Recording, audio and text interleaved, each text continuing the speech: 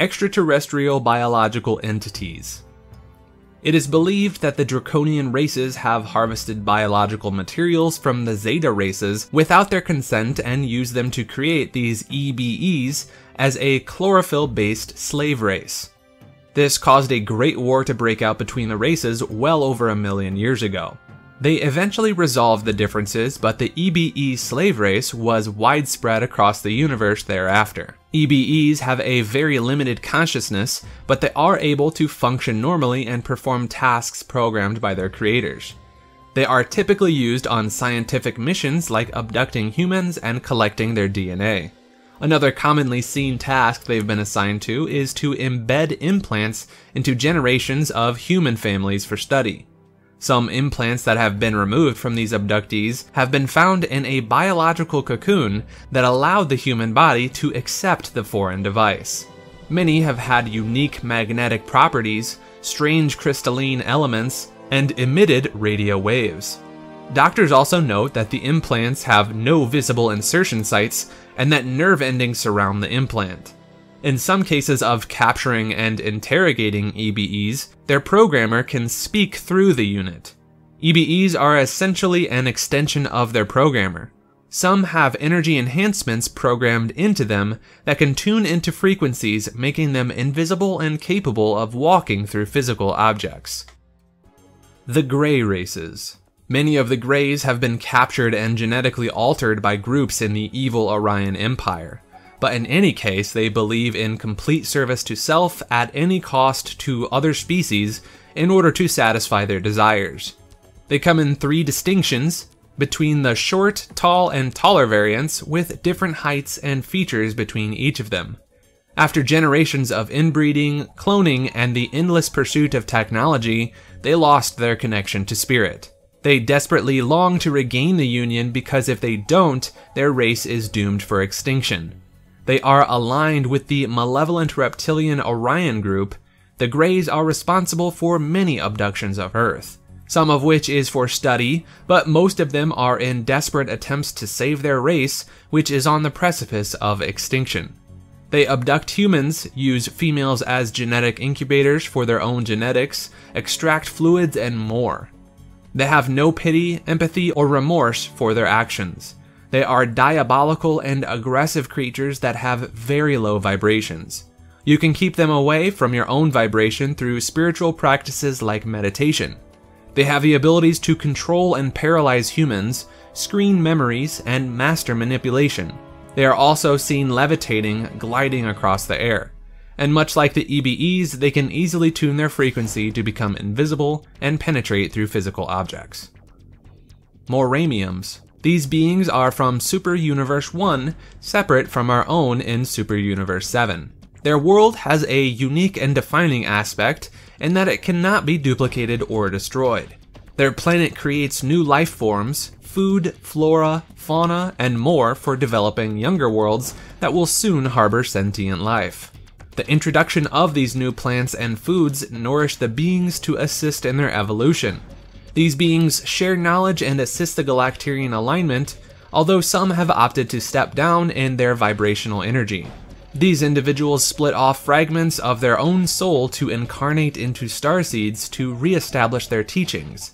They are also cognizant of every dimensional layer and participate with them simultaneously. Orons. This race of beings is predominantly female with female leaders. Like many other races that pursue service to self, they abduct humans for genetic experiments. The Orons are able to manipulate the humans into bending their will through various means.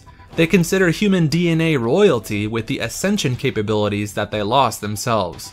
They are creating hybrid races, crossing our races, which may help them to rebuild the new society. They never expected the new hybrid race to become enlightened, however it is showing signs that it might. These beings can stare into their abductees' eyes to scan their mind, using their telepathic hypnosis, discovering their fears and using this information against them. They can glide through the air, become invisible, and move through walls. Zeta humans. These beings have long, thin arms that reach nearly to the ground. They have 3 lengthy fingers and a thumb. Despite appearing menacing, they enjoy laughter, the arts, and joy. They seek to remind us to make happiness a priority in our lives.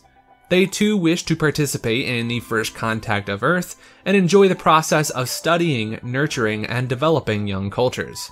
Zeta humans are capable of merging their energy with others for heightened telepathic experiences. This allows their minds to access their vast amounts of cosmic information. They can access every event in their own lives, but also their galactic civilization's history at will. This remarkably mentally advanced race is said to overcompensate for their small size with excessive and extensive gathering of information. Their mental capabilities also grant them some of the most powerful telekinetic abilities. Zeta humans, blue and golden caste.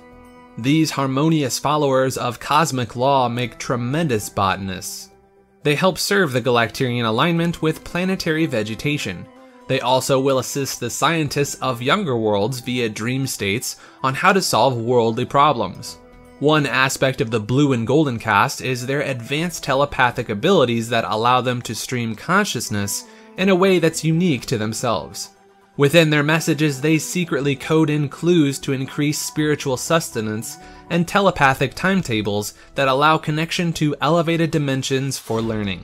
They also have an ability to travel through dimensions mentally, absorbing knowledge and increasing their spiritual sustenance. Zeta Reticulans.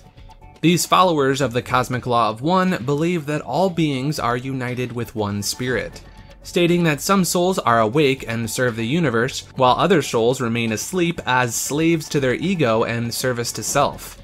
These beings will contact and invite humans to view how they personally can benefit and improve Earth and humanity at large. Whether they choose to follow their advice or not, they are subjected to programs that raise their consciousness. These beings have Earth museums from the beginning of its creation, with every time period and civilization in existence, even storing DNA of every past Earth civilization.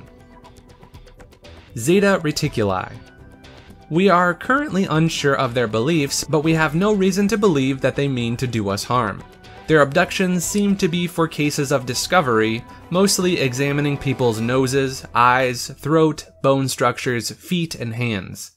The famous abduction case of Betty and Barney Hill in the 60s was a case of these beings. These intentions are further illustrated with the tendency to relieve their abductees of any pain or discomfort they may feel during their time with them. These telepathic beings are also able to erase the memories of abductions as well.